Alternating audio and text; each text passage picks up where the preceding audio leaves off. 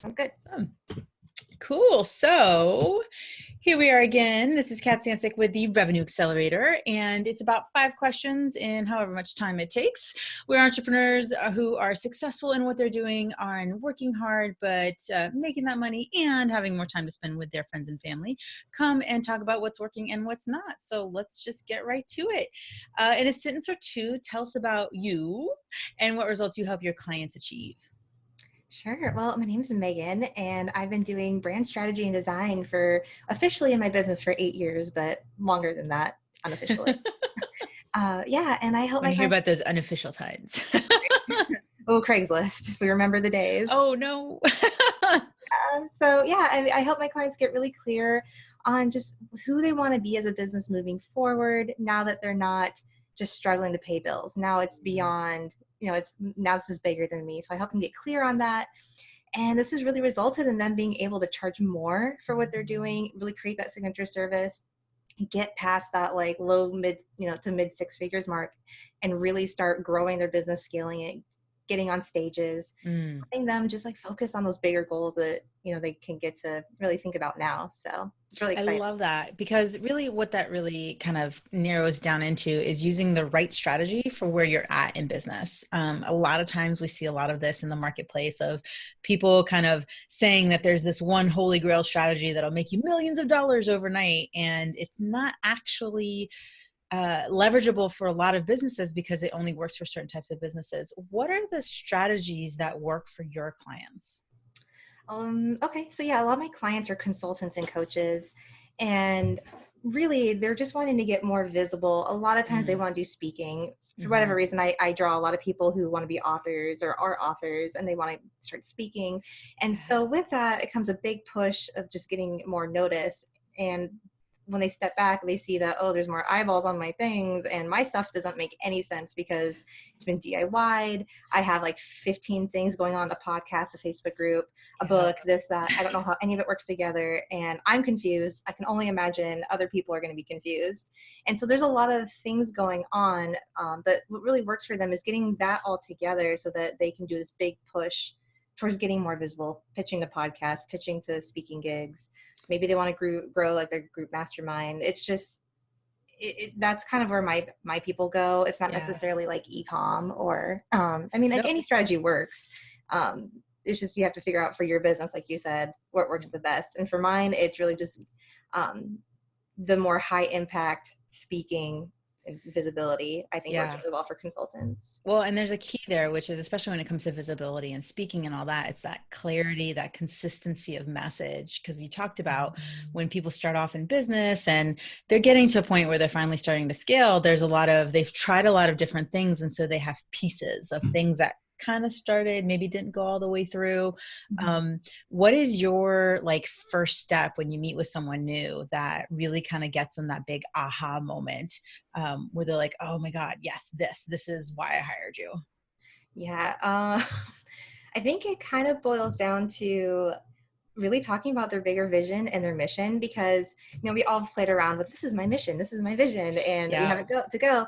And so I have them work it out with me, and then I just ask them questions. And it's not like I'm being intentional about like, oh, I'm gonna tear this apart, but a lot of times as we're talking and they're telling me where they want to go and what's currently not working, and we really dig into it, then we go back to the mission or the vision, and they're like, something's not lining up, Mm. or it's just not quite right. And where they thought they were really clear, they're actually not as clear. So I think that's like that first, like, oh, this is much deeper than, oh, my website's just a mess, or my logo is not as professional. These kind of stem from these like really deep seated issues that we kind of just ignore because we need to pay bills and we need to get money. And, Yeah. No, so. I remember that space. And I remember kind of sidestepping like the vision and mission of like, like no one cares about that. That doesn't do anything. And it's one of the places that it's actually really important for you to make it about yourself. I talk a lot about how business isn't about you, right? Like when you get on a sales call, it's not about you. People are always going with like, I'm trying to close a deal. I'm trying to get clients and I need to, right? But if you come from this place of service first, and you've got to really understand what it is you're here to do, right? What is that vision and mission? What's a great way for people to kind of connect to that? that vision and mission, because a lot of people kind of like, I'm here to do something. I'm here to have impact. I've seen a lot of people like, I'm asking two questions and then I'm not kind of answering it. I, for me, I don't believe that everybody's mission is here to cure cancer, right? Like people don't need to have these huge mission statements that are, I'm going to rid the world of AIDS. I'm going to cure cancer. I'm going to, create world peace kind of thing. What have you seen as one of the most inspiring missions for you? Maybe that was that, or maybe that wasn't that. Um, so. I guess to answer that first question of how to kind of connect to it. So while it is about you, it's Mm. also not about you, Yeah. Yeah. because at this level, when you're making money, you're wanting to grow your business, you have to think about it in terms of what can people be loyal to and what can they get behind. Mm. Because if you're hiring team members and they're representing you, if your mission is, well, I want to work at home and be with my kids more, that's a great personal goal. That's fine. But that's not something where people are going to rally behind and like, that's the hill they're going to die on, like, Yeah. I want to help you not work. yeah. Like, and there's a personal mission and then a business mission, right? Like, I think that's kind of what we're hitting on, which is there's two kind of missions that one it's forward facing. I guess is what you're saying. It's like what your clients can get behind. It's that movement almost in a way versus your own personal mission. Yeah, it's something that they can feel, and when every touch point they come in contact with you, that's something that they know to be true of your business, and that's your bigger mission. Whether that's and it's also about within your space. Like in an ideal world, would it be that every business owner is really portraying their best self so that they can achieve their bigger goals? That's kind of like what mine is, but like I'm still working It's a on good it. one. It's a good one. What they say about the cobbler's kids, right? Like, yeah, I look at my Yeah. own, I'm like, Megan, what are you doing? Yes. So if we haven't heard this enough, we are all our clients. I actually have to schedule time for myself to like, okay, Megan, we're gonna work on this and not reschedule it or push it aside. And We're hitting on something deep there. yeah, but yeah, it boils down to what can people get behind, and in Yeah. your industry and what you do in regards to what you do, Mm. what's the like ideal thing that you know I'm Well, I trying. mean, Like there's like an airline, I forget who it is, but there's is like delivering the best customer quality service, and then the mission is breaking it down through these like three main areas. mm, You don't be so specific that you're like pigeonholing yourself, but right. Well, you and there's something too to be said that people, I mean, can they change their vision and mission? Is that something that's like allowed? it Is definitely it? is, and that's usually where. So I'm in an interesting space of the like you're growing, you're scaling, you're finally figuring out your business is bigger What than. you want to be when you grow up? Yeah. Yeah, it's not just paying the bills anymore. It's like, oh, this is a thing. Like, am I Mm, taking it to that next level where maybe I can sell this? Maybe I'll hand it down to my kids. Like, that's where you really have to decide what your business is. And a lot of times with that, your target market's changed. You're narrowing down your services. yeah. Your mission, it may not change a lot at the heart. It might be the same, but Hmm. how you talk about it, and maybe it's a little bit more specific. Those are the things that change. Once in a while, like something goes real south and you have to like rebrand completely because it's just so like your entire reputation is tarnished. Then yeah. So avoid that. So yeah, there's a difference between like a total rebrand like that and just like a Yeah. refresh or kind of like a reimagining, where you're just taking the things you're already doing really well and intentionally doing more of it, amplifying it and polishing it up. So Yeah. I mean, it sounds like a lot like values essentially, where, it is. we always have the same values. It's just that some and different points in our life are prioritized differently. Yep. So work-life balance, when you're first starting out, let's say, even let's use a corporate example, when you're like 20 and stuff, work-life balance isn't necessarily as valuable in terms of where you decide to rank it. Some people it could be, but most people are willing to spend more time advancing their career because that's on the higher level of the value scale than having, multiple Netflixes and chills. Yep. Those are not pluralized typically, but I did it here. Um, but yeah, and then when you have kids, all of a sudden that work-life balance priority shifts. And I like how you kind of compare that to what you go on in business, right? Which is you evolve. your clients evolve, your messaging evolves, you get experience, and that it doesn't have to be definitive, but that it can grow with you. Now that is super sexy. Yeah. I mean, you don't want to be rebranding every year because that means you're not really getting You're your not brand. on something. Yeah. But I mean, your brand should like 5 to 10 years. I think that's enough time for just as a person, things change, your business will Mm. change, the market changes. So, So what are some like indicators that it's kind of time to rebrand? when you find that you're just not following your own, I would say, guidelines, or you're sort Mm. of like you're making up your own mission, and like like when things just start, they're not in alignment. Maybe you even look at some of the old things that you've put out, and you're just like, oh, it's not what I'm about nowadays. Yeah. You know, Yeah, it, reading your website, is that still what you do? Then it might be time to hire someone who does copy so that you can reword it. yeah, especially like new services, new market. Not always, but it's always good to just check in to make sure that you're still Mm, things are just in alignment. I mean, I would check my business like once every 6 months at least. mm, What am I doing? What kind of work am I doing? Who am I trying to market to? How has it changed, or is it really similar? yeah. That way you can catch things early. And if you Yeah. want, you can add a target market without having to rebrand. And this is where it gets really like nuanced and you have to really like figure things out. But those are just some things, or obviously like negative things, negative PR, and it's just damaged your reputation too much. Mm, That's obviously like you need to either just yeah. rename, rebrand, get it really Change figured your identity. just And we've start a new seen business. that happen with people who, and I feel like this happens a lot in life where you go through an experience and you kind of, swing from one end of the pendulum to the other. Right. And so kind of a rebrand typically happens. And I'm talking from at least my experience where, I went out after corporate and I went with this super safe kind of branding, right? It was a lot of white space because I didn't know what I stood for. Like psychological things are happening there.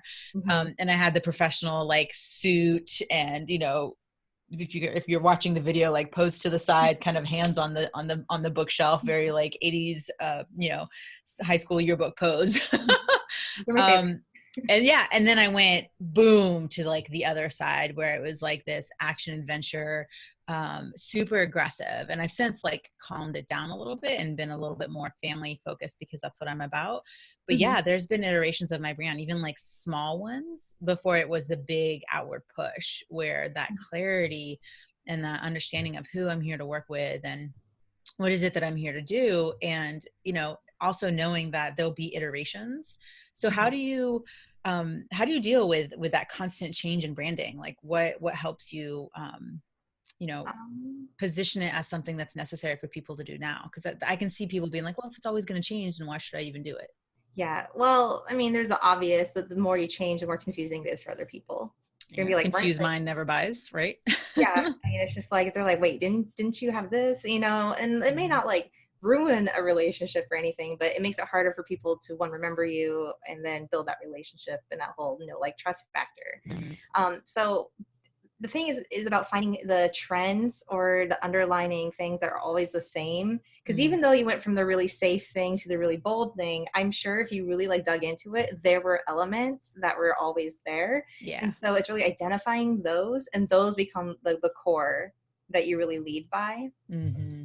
um so it's just paying attention to those things, and then obviously you I don't know, you have to like it's like this weird marriage between representing yourself authentically but also attracting the right market that you want and what they're attracted to. So you don't if you want these people, you don't want to push them away. So you have to kind of find that perfect marriage, which I Yeah. think actually is very helpful because it kind of reins you in a little bit where I can be myself, but maybe I adjust these couple of things. Yeah. Well, So I mean, and we've seen that too, where people people have these pictures and they have these photo shoots and they're like amazing, and then you meet them in person and you're like, you do not look like that. Like, yep. wow. Like a lot of Photoshop happened during that session. I can blame having several kids, at least on mine, but it's Yep. also like really important to kind of convey the human side of things, Mhm. because we do deal a lot with Facebook facade, right? Of Oh like this gosh. Yeah. perfectionism that needs to be conveyed. And I always tell my clients that one of the things you want to do is share the real side of you, and you Mhm. got to decide what's personal and what's private. How do you help people navigate that kind of bringing in your real personality into your brand? Yeah, it's really personal because depending on what you do, like if you're like a life coach, I feel there's a lot more flexibility in how much you can share and what's expected of you to share. People aren't weirded out by it. Mm, If you are into taxes, it's like, yeah, it's great that you're lounging on your couch, but is that really adding value to what your market is? key. Is it adding It's value? context, Yeah. it's okay to have one of those once in a while, but I think it just really depends, one, on how you want to be portrayed, Right. and just, is it really adding value? And then, I think that's a hard question because it's like we're being told from every angle that we need to like share your daily life, your struggles, it's like, I don't really want to. Like, I'm not interested in about other people's. Why would I want to share it? Right. Well, I So, mean, there's a, how everyone always say misery loves company. mhm. The other thing too is that success loves company as well. Yep. And it's a matter of looking at it. And I like the sharing the vulnerable side of your thing. Obviously, not every single day because nobody wants to feel like you're kind of getting the sobby story of like the sympathy, friendship kind of thing or whatever. But there's a lesson in being able to say, hey, I'm not perfect, and I'm going to bring myself down so that you guys understand that I'm approachable and that I'm human. But I always like to take those like negative lessons and turn it into a positive of what's the lesson here to learn of like, okay, I was couldn't work for 2 weeks because of family emergencies or sickness or whatever it is. But here's the things that I had in place in my business to be successful. That kind of thing of like, balancing that too much information versus, enough to, or versus not enough to be like, okay, you're just a robotic monster and unapproachable. I think you're right on with that. It's about, is there a lesson to be learned from this like everyday experience Mm, that you can share? How, what did you have in place that allowed you to be successful? Sharing a story about, yeah, I was really poor, but like, that way you can relate, but you're also giving them a little roadmap of, it didn't just yes. change overnight. This is what I did. So I'm a believer in, it has to really relate back to the fears and beliefs of your market so that you can help them, because a lot of the times what we're doing is we're trying to change their beliefs about something, so we're trying Mm. to like relate to them on their level and take them through that journey.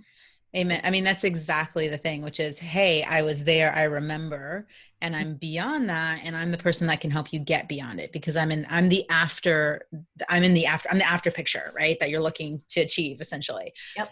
Um, Like it. right. Don't be the before. So what is something that you think is really important for people to consider when it relates to their personal brand or branding in general? Yeah, I think that, one, I want people to, they have it, it's in there, Mm, they're already doing so many great things, it's just identifying it. The problem, it really is that it's like reading the label from inside the bottle. You can see it, it's there, but it's blurry, you're not quite sure what it says exactly, and it's really hard to tell somebody else what it all is without having this like whole like existential crisis. So it's already there, but having someone to talk about it and basically reflect back to you the things that you're saying, and you can catch the inconsistencies, or you can catch things, maybe you have like mm, a really like gold nugget of an idea, or like that's it.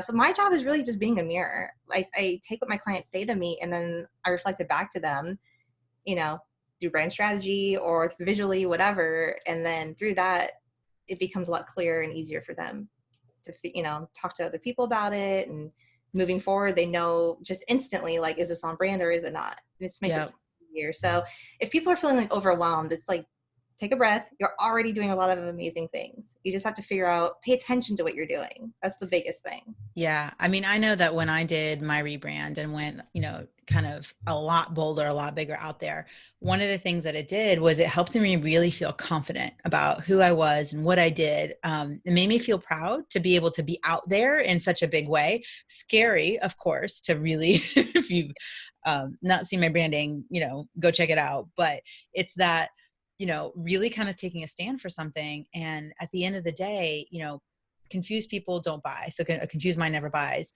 but confidence is what they do buy. They Yep. want to know that what you know, right? And that you can help them achieve a result. And if you can portray that in all the different ways that we receive information, right? So there's the visual and the audio and the presence and all that, but it's so important to have that layer, because it's kind of like an unfinished cake of like, yeah, you as a person are great. You know, you taste fantastic, chocolate, raspberry, whatever it is you want your flavor to be. But when you have a finished product, when everything is kind of like together, it just, there's my father's French. And so a lot of what he said was, 90% of eating is presentation, Yep. because you can have something and it looks sloppy and nasty and be really good. But ultimately, at the end of the day, the person is going to initially go for the thing that looks nice. So if you can add it tastes really good and it looks nice, like then you've got something really powerful to play with. Yeah. Um, Yeah, I definitely agree with that. And I hate to say that, we're shallow and we judge a book by its cover, but but we're shallow and we judge a book by its cover. someone said to me one time, you're like, yeah, it's like you expect to go into Nordstrom's and you see a Big Lots on the inside. You're just Oh, going on, and it's not that they wouldn't go with you either way. It's just that it was not what they expected. Even if you're a referral based business, if people are mm, saying this person's amazing, they're great, and then that referral comes to you and talks to you and you're not presenting the way that they were told, chances of you getting that job are gone. So it's about exactly. everything always being in alignment. Like you say you're awesome, everything needs to back that up. There we go. I mean, that bomb, right? Mic drop. Like, if you think you're awesome, then everything needs to back it up. If someone says you're awesome, everything that you're presenting to the world needs to back that up, because that energy is what's going to help you attract more clients. It's going to help you make more money. It's going to help you convert faster, because it's going to do the selling for you. Yeah. People, I know, I do it too. I go out there and the first thing when I meet someone is, what's the first thing I do? I go check out their profile. Then I go check out their website. And based off of how they're showing up online, I will make a snap judgment. I will start categorizing you based off of the information that you have. If I look at your blog post and you haven't updated it since 1997, I'm gonna be like, what's going on? Like, Or I you're mean, talking about your marketing strategy or content strategist, and your blog post isn't updated. Like, right? Where are those things that people can see behind the veil, right? And like you said, I love that, of reading the bottle from the inside. I mean, that's perfect imagery. yeah. What is it that you love the most about what you do? I think that what I love the most is I like pushing my clients because they come to me with a very specific idea. Kind of like you said, like I want clean because it's easy and it just looks nice. Clients, they have this idea of who they think they are, and we talk, and then I see something super clearly, and so I'll make an option for them that's what they expect, and then I do something that pushes it. Where I saw real deeper than what maybe they didn't Mm, even know. And it's interesting that almost like 90% of the time they will go for that, like, you know what, that is who I want to be, that is exactly what I want.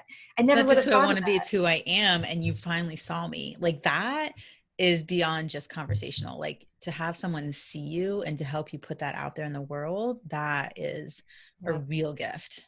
Yeah, it's just, and it's like when we're done together, they're so much more confident, and Mm, it makes me more confident too because it just like rubs off on you because like they're feeling absolutely. excited and you're excited and the project's really fun. And and that's also has a lot to do with picking who you work with, which is a whole other topic, but definitely helps. Right, right. So, one last question of, what do you think personal branding does to help with personal and branding? I just keep saying personal branding because a lot of people don't brand themselves. They just hide behind, a logo from Fiverr.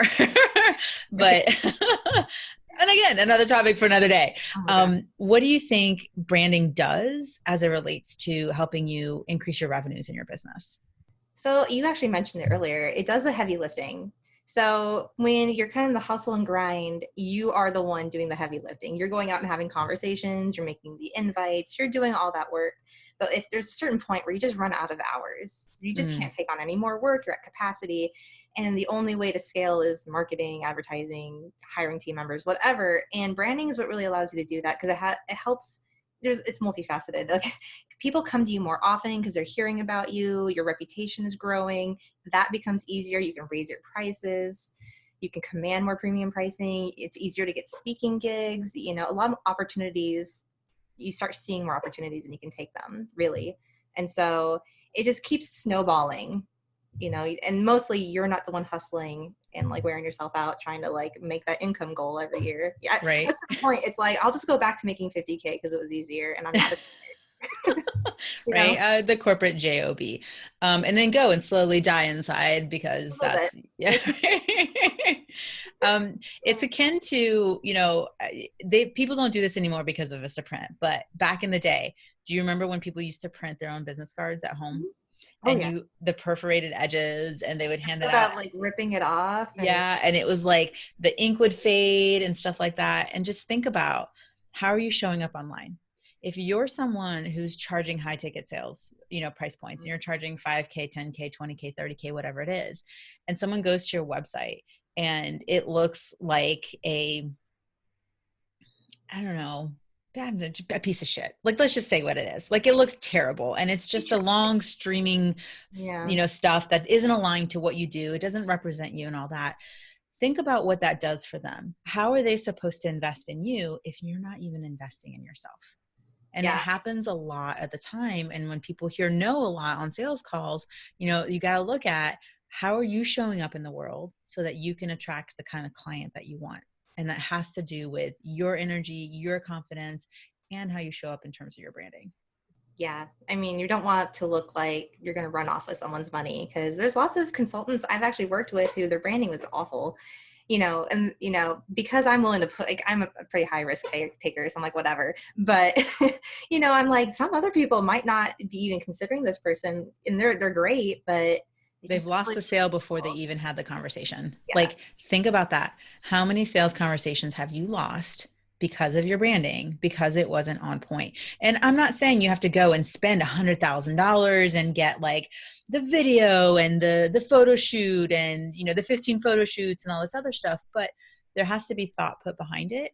And again, that really aligns to what you talked about right off the bat, which is, what are you here to do? What's your vision? What's your mission? And how is that being conveyed into the world? Because ultimately, I feel like that's just the simplicity of it, which is, what are you putting out to attract the clients that you want? yeah, I totally agree. Awesome. Megan, thank you so much for sharing, all of that and like those mic drop moments. How can people get in touch with you and learn more about what it is that you do? Sure. So I have a Facebook group and I just changed the name, so forgive Yay. me, but I believe Accelerate Your Authority. I like that. Yeah. So if you can find me there, otherwise I'm on LinkedIn and I'm on Facebook under Megan Vaughan. So you can connect with me either way. But join my Facebook group because I have guest interviews in there. I'm trying to do weekly. I haven't started second season yet. I'm still Well, catching up on Christmas. So there, hey, so it's Megan, Megan, Vaughan, Vaughan, because there are multiple ways of spelling both of those. Guys, make sure you go and check her out. She's got some more value to add. As she said, she's sharing stuff on a weekly basis in her Facebook group. So if you're looking to grow your business and share your message out there in a bigger way, be sure to go there and join. Thanks so much for joining. thank you for inviting me.